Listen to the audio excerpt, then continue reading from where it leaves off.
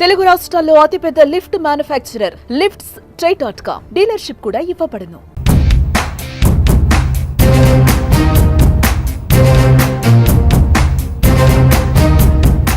అందరి చూపు మరికొన్ని గంటల్లో రానున్న బడ్జెట్ అంచనాల వైపే. నిర్మలమ్మ పద్దుల్లో ధరల్లో తగ్గేవేవి, పెరిగేవేవి, ఆదాయ పన్ను రేట్లు, స్లాబుల్లో వచ్చే మార్పులేంటి, చేర్పులేంటి, విధానపరమైన నిర్ణయాలు, ప్రాధాన్యాల్లో ఎలాంటి మార్పులు వస్తాయి, సామాన్య ప్రజల నుంచి మధ్యతరగతి వారి వరకు, సాధారణ ఉద్యోగుల నుంచి పరిశ్రమ వర్గాల వరకు అందరి చూపు ఫిబ్రవరి 1 వైపే. 2025కి నిర్మలమ్మ వేసే పద్దుతో కలిసొచ్చేది ఎవరికి, సవాళ్లుగా మారేది ఎవరికి?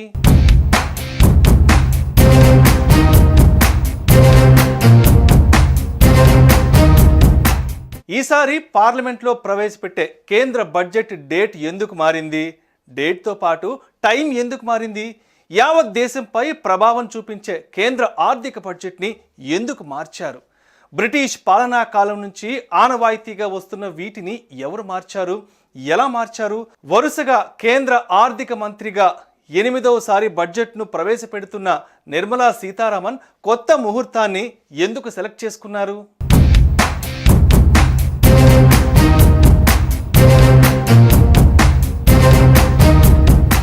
ఫిబ్రవరి 1న ఉదయం 11 గంటలకు పార్లమెంట్లో కేంద్ర ఆర్థిక మంత్రి నిర్మలా సీతారామన్ బడ్జెట్ను ప్రవేశపెట్టబోతున్నారు.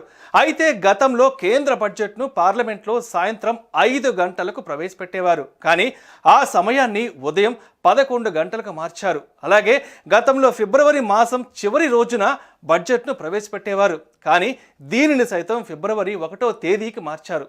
పార్లమెంట్లో కేంద్ర బడ్జెట్ను సాయంత్రం ప్రవేశపెట్టడం అనే ఆనవాయితీ కొన్ని దశాబ్దాలుగా కొనసాగుతోంది. అలా సాయంత్రం ఎందుకు బడ్జెట్ను ప్రవేశపెట్టేవారంటే, భారత్ యునైటెడ్ కింగ్డమ్ మధ్య వర్తక వాణిజ్యం కొనసాగుతూ ఉండేది. యునైటెడ్ కింగ్డమ్ నుంచి భారత్ స్వాతంత్రం సంపాదించుకున్న సంగతి అందరికీ తెలిసిందే. అదీ కాక యునైటెడ్ కింగ్డమ్ భారతదేశాల మధ్య 5.5 గంటలు టైం వ్యత్యాసం ఉంటుంది. సాయంత్రం ప్రవేశపెడితే కాలమానం ప్రకారం లండన్లో ఉదయం అయ్యేది.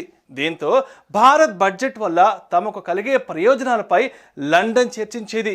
ఇక వార్షిక బడ్జెట్ను ఫిబ్రవరి నెల లాస్ట్ వర్కింగ్ డే రోజు పార్లమెంటులో ప్రవేశపెట్టేవారు.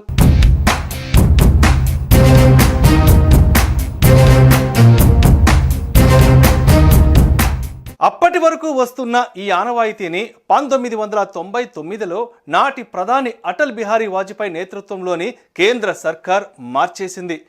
అటల్ బిహారీ వాజ్పేయి కేబినెట్లో ఆర్థిక మంత్రిగా యశ్వంత్ సిన్హా 1998 నుంచి 2002 వరకు పనిచేశారు. ఆయన కేంద్ర ఆర్థిక బడ్జెట్ ఉదయం 11 గంటలకు పార్లమెంటుకు సమర్పించాలని సూచించారు. దీనివల్ల పార్లమెంట్లో డీప్ డిస్కషన్ జరుగుతుందని ఆయన చెప్పుకొచ్చారు. దీంతో 1999 ఫిబ్రవరి 27వ తేదీన యశ్వంత్ సిన్హా దేశంలో తొలిసారి ఉదయం 11 గంటలకు పార్లమెంటుకు బడ్జెట్ను సమర్పించారు. అప్పటి నుంచి ఇప్పటి వరకు ఈ రూల్ని అందరు కేంద్ర ఆర్థిక మంత్రులు క్రమం తప్పకుండా పాటిస్తూ వస్తున్నారు.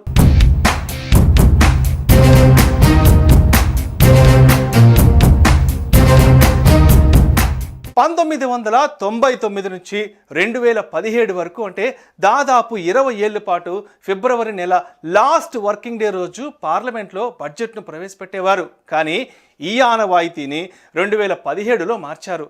అప్పటి ఆర్థిక మంత్రి అరుణ్ జైట్లీ పార్లమెంట్లో బడ్జెట్ ఫిబ్రవరి 1వ తేదీన సమర్పించాలన్నారు. దానికి కారణం ఫిబ్రవరి నెల లాస్ట్ వర్కింగ్ డే. ఈ క్రమంలో ఫిబ్రవరి 1వ తేదీన పార్లమెంటుకు ఆర్థిక బడ్జెట్ను సమర్పించాలని నిర్ణయించినట్లు ఆయన వివరించారు. అంతేకాదు, ఫిబ్రవరి నెల లాస్ట్ వర్కింగ్ డే బడ్జెట్ సమర్పిస్తే ఏప్రిల్ 1వ తేదీ నుంచి ప్రారంభమయ్యే కొత్త ఆర్థిక సంవత్సరానికి సంబంధించిన విధి విధానాలను రూపొందించడానికి కేంద్రానికి తగినంత టైం లభించడం లేదని ఆయన వివరించారు. ఇక అదే ఏడాది రైల్వే బడ్జెట్ను సైతం ఆర్థిక బడ్జెట్లో విలీనం చేశారు.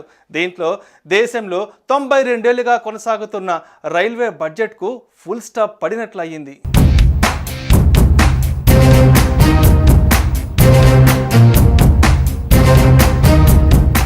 అయితే బడ్జెట్ ప్రవేశపెట్టే తేదీ మార్పుపై వివాదం కూడా నెలకొంది. ఈ చర్యలను సవాల్ చేస్తూ సుప్రీంకోర్టులో పిటిషన్ కూడా దాఖలైంది. బడ్జెట్ను ముందు తేదీకి మార్చడం వల్ల రాష్ట్ర ఎన్నికలకు ముందు ఓటర్లను మభ్యపెట్టేందుకు ప్రభుత్వం వాగ్దానాలు చేయవచ్చని పిటిషన్ వాదించింది. కేంద్ర బడ్జెట్కు రాష్ట్రాలకు ఎలాంటి సంబంధం లేదని, రాష్ట్రాల ఎన్నికలు కేంద్రం పనితీరుకు ఆటంకం కలగదని పేర్కొంటూ పిటిషన్ను సుప్రీంకోర్టు కొట్టివేసింది. ఇది బడ్జెట్ డేట్ టైం వెనుకున్న అసలు కథ.